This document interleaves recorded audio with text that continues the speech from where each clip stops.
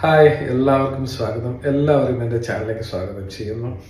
ഇന്ന് ഞാൻ നിങ്ങളുടെ മുമ്പിൽ വളരെ നല്ലൊരു അറിവുമായിട്ടാണ്, പെർഫ്യൂം ഉപയോഗിക്കുമ്പോൾ ഉണ്ടാകേണ്ട നല്ലൊരു അറിവുമായിട്ടാണ് ഞാൻ നിങ്ങളുടെ മുമ്പിൽ വന്നിട്ടുള്ളത്. തീർച്ചയായും ഈ അറിവ് നിങ്ങളുടെ ജീവിതത്തിൽ പ്രായോഗികമാക്കേണ്ടതാണ്. ഞാൻ ആ വിഷയത്തിലേക്ക് കടക്കുകയാണ്.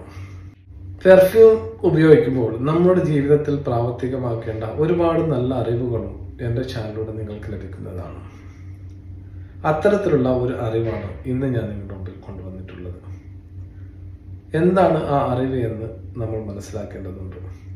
കാരണം ഒരുപക്ഷെ നമ്മുടെ ജീവിതത്തിലെ വലിയ തെറ്റായി മാറിയേക്കാം ഇത്തരം പ്രവർത്തനങ്ങൾ. നിങ്ങൾ ഹോസ്പിറ്റൽ മേഖലയിലാണ് ജോലി ചെയ്യുന്നതെങ്കിൽ, നിരന്തരം രോഗികളുമായി സമ്പർക്കം പുലർത്തുന്നവരാണ് എങ്കിൽ ഒരിക്കലും നിങ്ങളുടെ ജോലി സമയത്ത് നിങ്ങൾ പെർഫ്യൂം ഉപയോഗിക്കരുത്. കാരണം പെർഫ്യൂം രോഗികൾക്ക് അസ്വസ്ഥത ഉണ്ടാക്കുന്നുണ്ട്.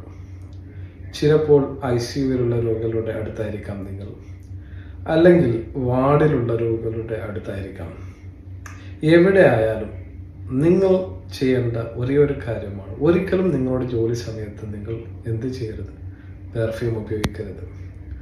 ചില രാജ്യങ്ങളിൽ പെർഫ്യൂം ഉപയോഗിച്ച് ജോലി ചെയ്യുന്നത് നിരോധിച്ചിട്ടുണ്ട്. ഹോസ്പിറ്റലുകളിൽ ജോലി ചെയ്യുന്നത് നിരോധിച്ച രാജ്യങ്ങളൊക്കെ ഉണ്ട്. അതുകൊണ്ട് നിങ്ങളോട് എനിക്ക് പറയാനുള്ളത്, നിങ്ങളുടെ ജോലി സമയത്ത് നിങ്ങൾ ഒരിക്കലും പെർഫ്യൂം ഉപയോഗിച്ച് ഒരു രോഗിയെയും സമീപിക്കരുത്. കാരണം നിങ്ങൾ പെർഫ്യൂം ഉപയോഗിച്ച രോഗികളുടെ അടുത്ത് ചെല്ലുമ്പോൾ ഒരുപക്ഷെ ആ രോഗിക്ക് പെർഫ്യൂം സംബന്ധമായിട്ടുള്ള അലർജി ഉണ്ടായേക്കാം, അല്ലെങ്കിൽ ആ രോഗിയുടെ രോഗശമനത്തിന് നിങ്ങളുടെ പെർഫ്യൂം ഒരു തടസ്സമായേക്കാം. കാരണം ചിലപ്പോൾ അവരുടെ ശ്വസന സംബന്ധമായിട്ടുള്ള കാര്യങ്ങളിൽ പ്രശ്നങ്ങൾ ഉണ്ടായേക്കാം. അതുകൊണ്ട് നിങ്ങളുടെ ജോലി സമയത്ത് ഒരിക്കലും നിങ്ങൾ പെർഫ്യൂം ഉപയോഗിക്കരുത്.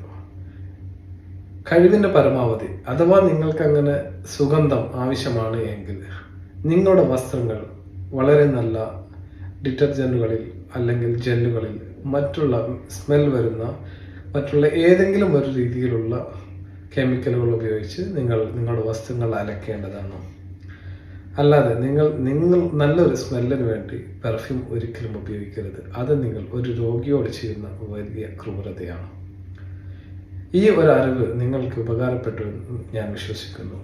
ഇനിയും ഒരുപാട് നല്ല നല്ല അറിവുകളുമായി ഞാൻ നിങ്ങളുടെ മുമ്പിൽ വരുന്നതാണ്.